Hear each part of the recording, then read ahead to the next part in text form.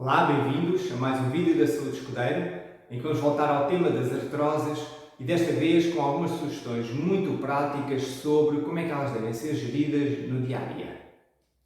A artrose é o desgaste progressivo de uma articulação, ou seja, é o processo em que a articulação, a zona da cartilagem que envolve os ossos na zona de contacto com outros ossos, que vai sofrendo, é como se fosse uma fricção, uma lixa, que vai produzindo naturalmente um desbaste daquela cartilagem.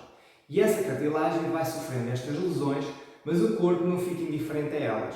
O corpo inicia um processo de reparação celular sempre que existe uma alteração destas. E esse processo de reparação celular nós chamamos de inflamação. Portanto, a inflamação é o processo natural do nosso organismo de reparação de tecido lesionado. Portanto, numa primeira fase, quando a artrose está na sua evolução, nós temos momentos, ou seja, temos fases, temos picos, em que a artrose se chama artrite, ou seja, há uma inflamação da própria articulação. Esse é um processo benéfico no sentido em que há uma tentativa do corpo de cicatrizar e de compensar o tecido que está a ser desgastado e que se está a perder. Durante a fase inflamatória, o mais importante para apoiar este processo é ajudar a renovar o fluido que está na articulação e em torno da articulação. Uma forma de o fazermos é através do movimento passivo. O movimento passivo é quando nós mobilizamos uma articulação, estando os músculos que controlam essa articulação, estes, por exemplo, completamente relaxados. Esta é uma forma ótima e, desde que seja feito sem dor, é quase garantia que conseguimos um bom efeito de drenagem de toda aquela sopa química e renovação com fluido bastante enriquecido. Se nós sentirmos que a articulação tem tolerância em termos de dor suficiente para ser a própria pessoa a movimentar a articulação, então podemos aumentar a pressão intra-articular, ou seja, dentro da articulação, através do movimento ativo. Por exemplo, se fosse no meu dedo, seria eu próprio fazer esse movimento para, com isso, começar a estimular a circulação e também a atividade muscular o quanto antes.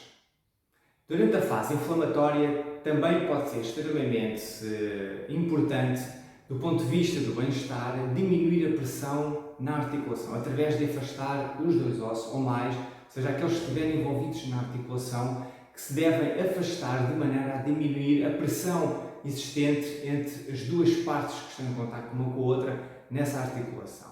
Passada a fase inflamatória, em que há bastante dor normalmente e tem inchaço e edema na articulação, nós temos que lidar essencialmente com as alterações na retração dos tecidos, ou seja, no encurtamento e na perda de mobilidade, não só desses tecidos, os tecidos chamados moles, como são as cápsulas articulares, os ligamentos, os tendões e músculos, mas também temos que lidar com a perda de amplitude de movimento, ou seja, a capacidade que a articulação tem dos dois ossos se movimentarem um relativamente ao outro.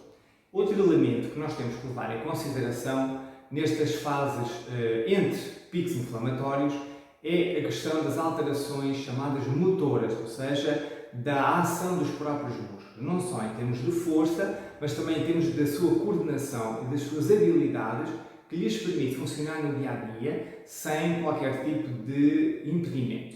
Para isso, nós olhamos para a perda da massa muscular, que normalmente é acompanhada por perda de força muscular. Olhamos também para habilidades como o tempo de reação, a capacidade do músculo contrair rapidamente. Olhamos também para a capacidade do músculo poder relaxar, que é um aspecto muitas vezes descurado, mesmo em termos clínicos, é que a capacidade de relaxamento é tão importante como a de ativação do próprio músculo.